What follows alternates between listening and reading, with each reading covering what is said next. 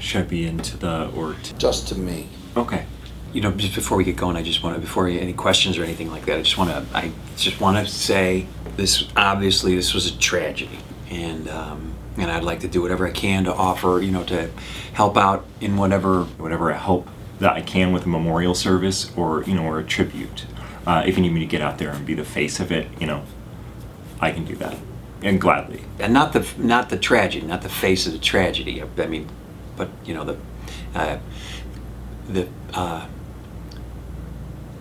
the face of the mourning, a contrite face. I mean, not contrition, because there's no fault and there's no blame, but the face of the mourning. I gladly, if that's something you need. I mean, if you want it to be some sort of double act with him, that'd be fine too. I mean, not like Abbott and Costello thing. That's not at all what I meant. That sounds terrible. Double act. I'm sorry. That's not the words I should have used. I apologize. It's not. I don't know. Are we on the record yet? There is no record. We are okay. No.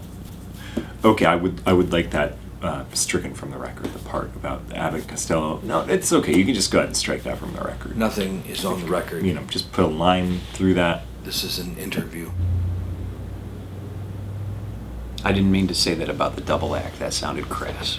Do you think I could get just a glass of water? Or... Feel free to run it by him. If you haven't already, just run it by him, see what he thinks. I'd like to go on the record to say that I'd be willing. Have you talked to him yet? Is he here? Boy, you just don't think that something like that can happen in the modern age, There are things in place to prevent it, like a series of fail safes or triggers that wouldn't allow such a thing to happen. Or that people won't respond with this desperate desire to save themselves. Their better natures will take over and people will act altruistically. I don't know, maybe save other people while saving themselves. What we saw in there, that was... It was hideous. It was terrible. I mean, the behavior of people. I mean, you can't call it despicable. Despicable as a human trait. And these people, they weren't humans anymore. They were animals. Just animals. Trapped animals. Trying to save themselves. Doing whatever they had to do to survive. That was...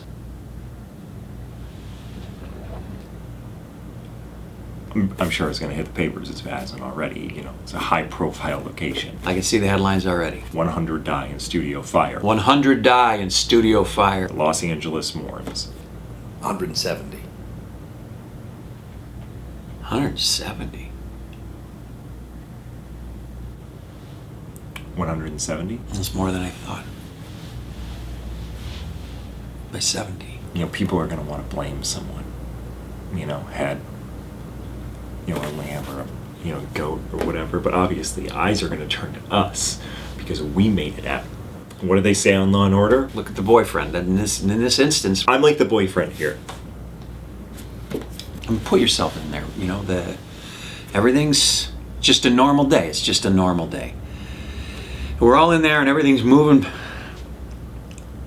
And all of a sudden, then there's a sound in the distance, and you don't really pay any attention because it's just a sound. Like a Tesla arc that's right. And it's an unusual sound, but it's that sort of noise, and that perks up a couple of years, and people start looking around a little bit, And it's electricity, but it's really it's a spark. And then that acrid smell of burnt plastic just hits your nose, and you start hearing a few yells. And the yells become a little bit louder, and then... Next thing you know, there's a mob of people, and they are panicking. And they are starting to move as one. You start to panic too. The crowd moves, the crowd panics. You start to panic too. I mean, I don't know, you probably would have. I mean, maybe not you, because you have situational training. I do. And that kicks in when a crisis hits, but not us. We had, we don't. A few stunt classes. They gave us we had to take a gun safety course at the beginning of the job. On the first day, they take you around for your safety layout, and they show you, well, here's a door, and here's a set of stairs that goes somewhere, and here's where the fire extinguishers are, and this is what you do, Then why didn't you go get the fire extinguisher? Oh, I mean, you don't pay attention. You're trying to get to know the other people, and You have to build a camaraderie very fast. I don't know if you've been a part of something that's like an ensemble. What are you writing down? I mean, you can understand why there was panic. The smell, the dark, no one knows what's going on. And when that crowd moves, you just move with it as fast as you can. And I don't know What he's telling you, but he did some shit. and I think it's probably my responsibility to let you know. Pushing isn't what I'm going to say because that is too light. You know, he was shoving like real. Real schoolyard shoving and yelling too, and bringing up his place on the call sheet. Bringing up his place on the call sheet, saying like, you know, top 10. They're saying top 10. Need to get out of here first. It's like this fire is somehow equivalent to a lunch line. Like his life is objectively more valuable than an electrician or a camera assistant. And as he passed me, As he passed, our eyes met, and I saw a devil. a Diablo in his eyes rolling back into his head like the ecstasy of a shark about to feast. And I'm sure that in your line of work that you've seen that change in someone, that turn where a human just turns into something else. But Saw it in his eyes, and it was clear he was not going to be stopped. Mom's still very thirsty. Do you think that I could get just a little bit more water?